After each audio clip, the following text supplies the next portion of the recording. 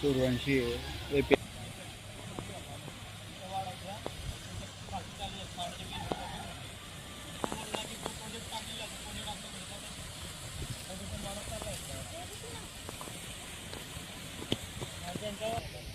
एवढा मोठा व्हायलाच पाहिजे ना.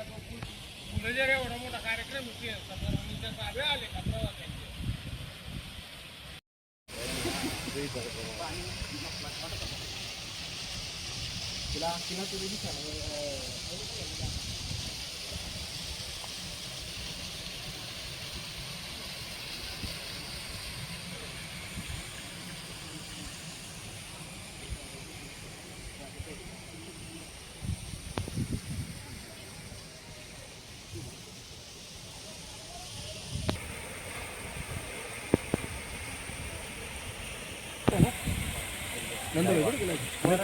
सुनील चालू करेल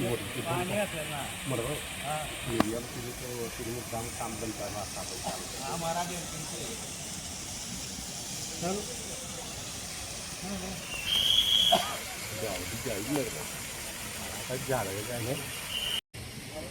बात सही है। या किसका मशीन चल रहा था आज भी? तो मशीन चला इसलिए टूट गया ना बोर। तो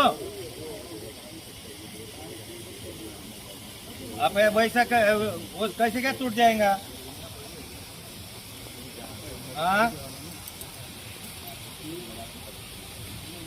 अरे तो तुम 10 फुट दूर लेते क्या बिगड़ता तू मेरा खोदने का? मैं बोल के गया था परसों। अब ये क्या करने का? देखो अभी तो मैं डायरेक्ट केस करने को जा रहा, जो होगा भोसड़ी का। तू मेरे पे करता, जो तुम्हारा मशीन था यहाँ पे वो, और पीए को साहब को फोन लगा दिया मैंने, तहसीलदार को लगा दिया, अभी कलेक्टर मैडम को लगाने का बाकी है। 4 दिन से पानी को हम तुम देख रहे हैं ना, तकलीफ कितनी हो रही गाँव में।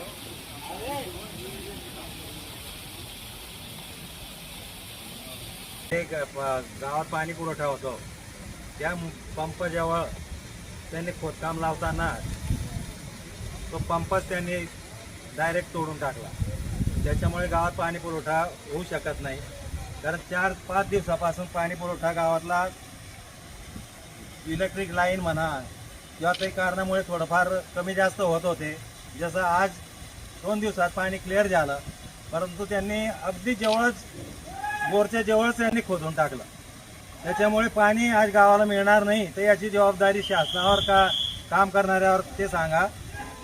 कारण काय आहे की वेळोवेळी कलेक्टर मॅडमनी इथे व्हिजिट दिली, प्राण साहेबांनी दिलं, मागचे तहसीलदार साहेबी नेहमी सतत पाठपुरावा करत होते।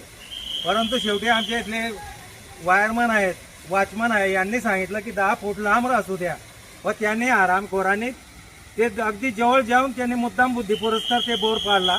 तर याची जबाबदारी त्यांनी घेतलं। ठीक आहे, 2 दिवसात जे पाणी सुरळीत झालं नाही तर गावाजवळ रस्ता रोको करण्यात येईल, हे आपल्याला मी सांगू इच्छितो।